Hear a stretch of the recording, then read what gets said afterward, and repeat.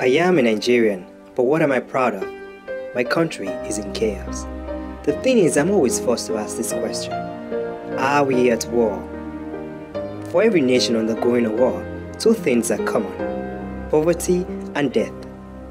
Poverty is a gigantic adversary to our nation, and it keeps swelling by the day. Nigeria is one of the 5 nations that has the highest number of poor in the world. More than 60% of our people live below poverty line.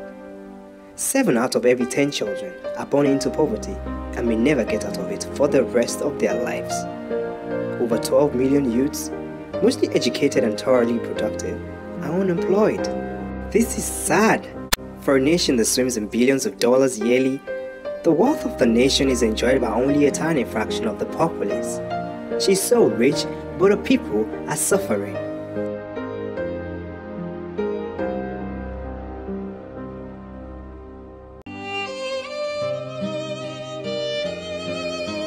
They are desperately searching for a makeshift survival means, seeking miracles over mundane issues. 80% of those people are either hungry or sick. But is it salvation they need? Or this is just poverty and ignorance? I eat it yesterday, but my stomach is still worrying me, but I'm enjoying the fish. Sweet fire, and I use it to do some suya. Very delicious, you know. But it's smelling. Yeah, what is smelling? The smell does not mean anything. We hope the fish will come, as in another one will come outside again, so that we can pounce on it very well. The poverty is so gnawing on the population, it began eating up through the classes. For as much as I know, middle class people are submerged in poverty too, because keeping up with the city life in our country is a grapple on an ocean of inconveniences.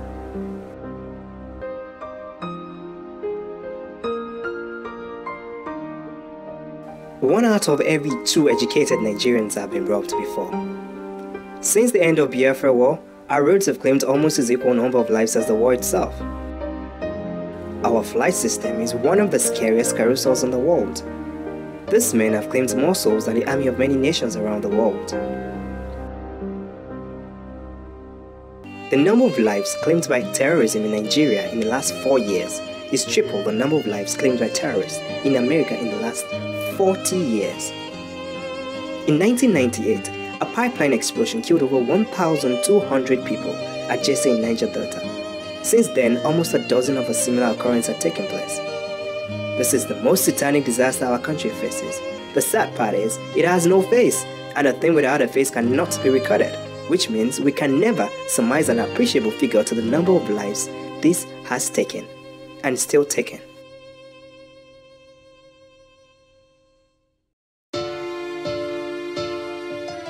So I am going to ask again, are we at war? But if our nation is at war, who is she fighting? Who is the villain? Who is the antagonist? Who is the enemy? Boko Haram? Let's look into this. Through raids and bomb blasts, the insurgent group has been responsible for the deaths of over 15,000 Nigerians, and in 2014, the toll had increased dramatically. Their atrocities have displaced more than 6 million people from their homes. They are growing wider, bolder, and stronger. We have killed countless soldiers, and we are going to kill more. Our strength and firepower is bigger than that of Nigeria. Nigeria is no longer a big deal to us, as far as we are concerned. We will now comfortably confront the United States of America.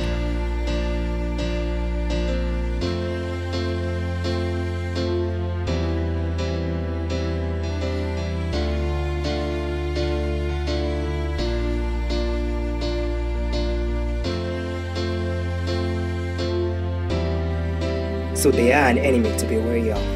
But are they responsible for road accidents, black magic, plane crash, kidnapping, robbery, and extreme poverty? No. Then who is? The government? Who is the government? Our royal leaders? King Goodluck Ebele Jonathan. These folks have consistently abused the ideology of democracy in our nation. They run a complete monarchy system. Just from the way he has been politically sacking people lately, one wouldn't argue that fact. He even runs a monarchy system within his political party, a democratic party which they call People's Democratic Party. Such is why we witnessed the most shocking faction of a political party in our history. In 2011, this man dubiously begged his way into this current administration, starting with the people of his political party, who couldn't take more of his backstabbing, and then resolved into the dramatic faction. But the whole party palaver is not our own concern. This man begged us too, with the populace, and treating us with his shoeless story. He made 91 promises during his presidential campaign in 2011, and International Press Center categorized all the promises under 13 subtitles.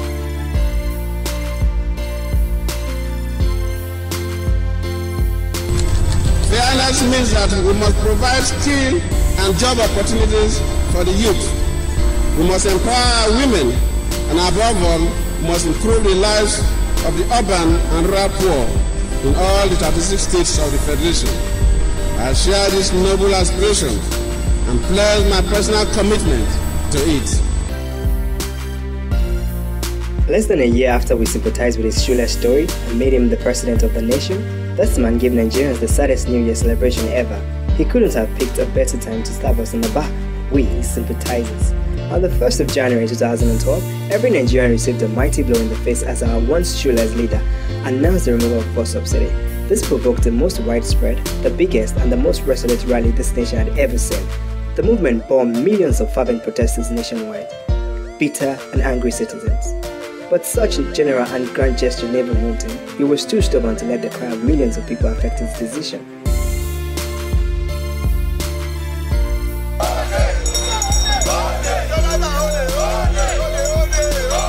After we received the undeserving mighty blow in January 2012, our nation began a long hideous cruise through the ocean of tears and blood.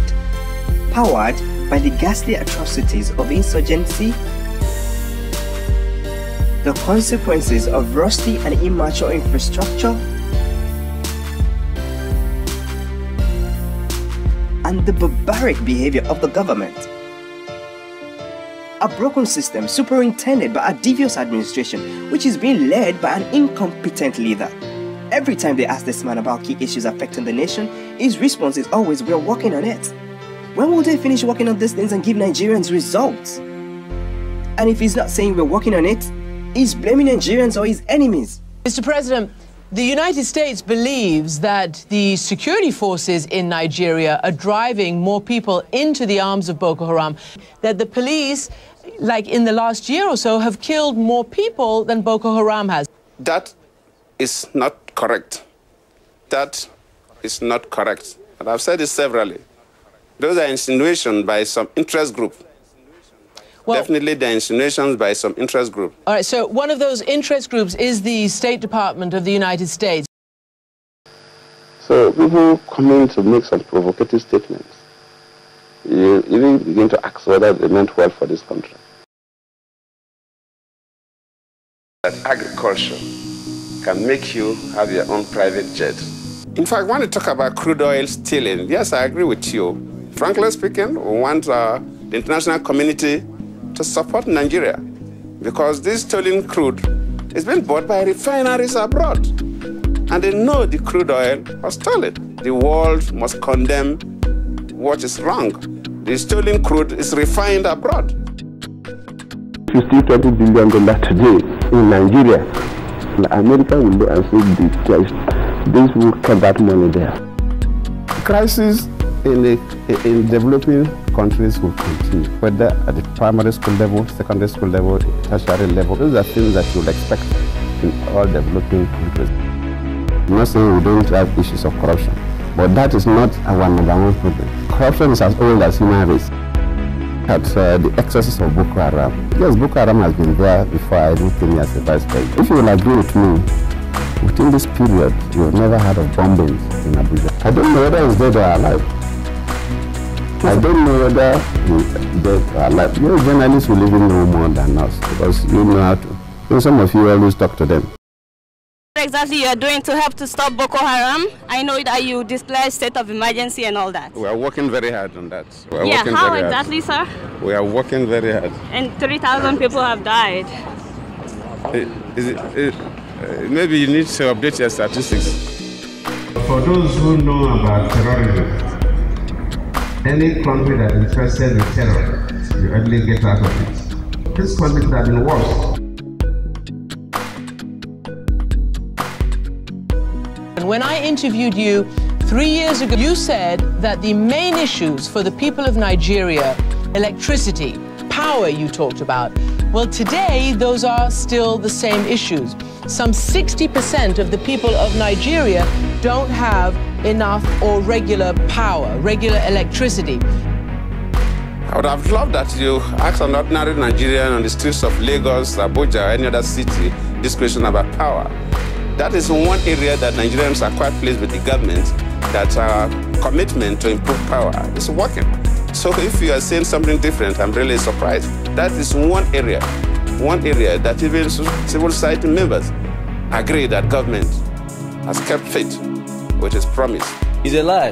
Nothing's changed. The power is not improving at all. Promises of restructuring until the lights went out. Doing well. Most of our PDP states are doing well. In fact, the security challenges are less in the PDP states because of the commitment of the governors.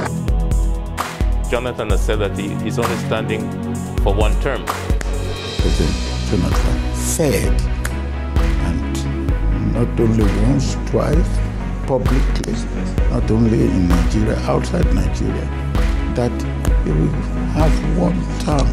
One of the things that is very important in the life of any man or any person is that he must be a man or a person of his word.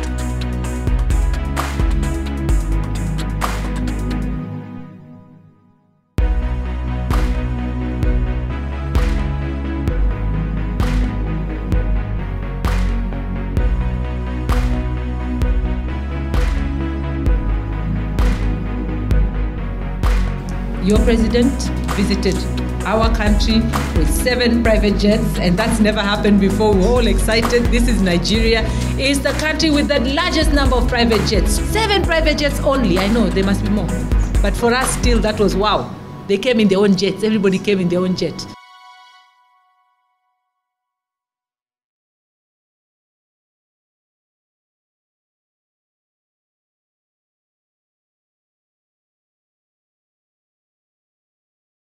We're talking about fuel subsidy. In 2009, this country paid 291 billion naira as subsidy for petroleum products. By 2011, this number had jumped to 2.7 trillion naira. There have been investigations, and what did we discover?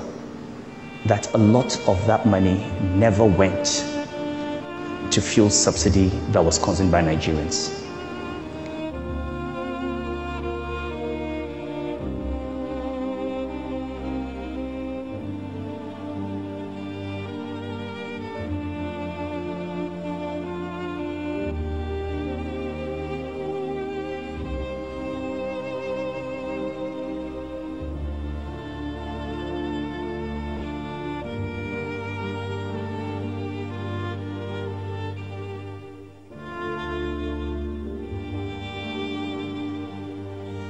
An Australian who's been negotiating for the release of 200 schoolgirls kidnapped by Boko Haram from their school in northeast Nigeria has today accused unnamed politicians of funding the Islamist fighters.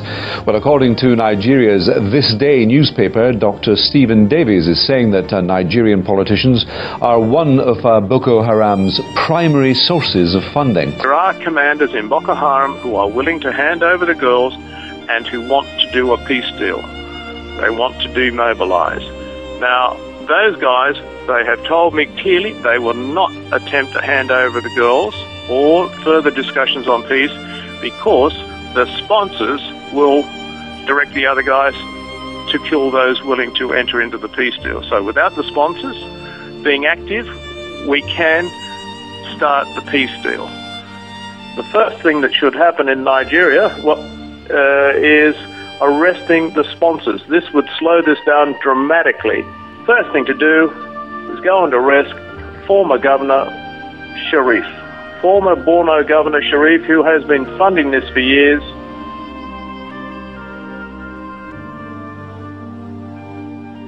former Borno Governor Sharif, who has been funding this for years, built these guys up. He is so frightened that he's going to be picked up. He has now switched parties to the ruling PDP in the hope this will give him protection.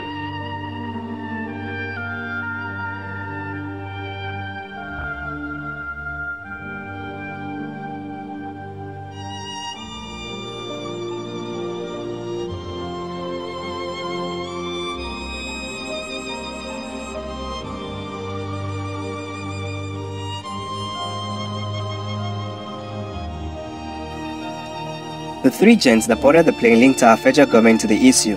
Now the questions are, why did the transaction uphold a dodgy facade? Why did the government's response sound dull?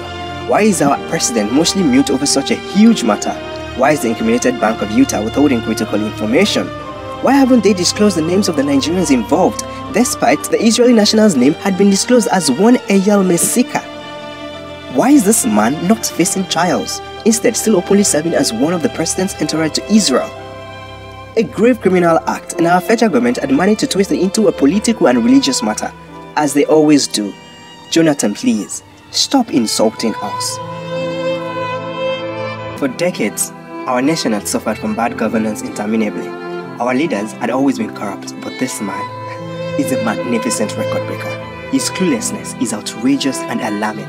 Another few years with this man on that seat, we will all be dead. Apart from the fact that he doesn't care, he doesn't know. Do you know how many times this man had ignorantly embarrassed your nation out there? Do you know how dry the streets are? Do you know how pained people are? How the nation bleeds every day? Do you know how many Nigerians have died in these last few years?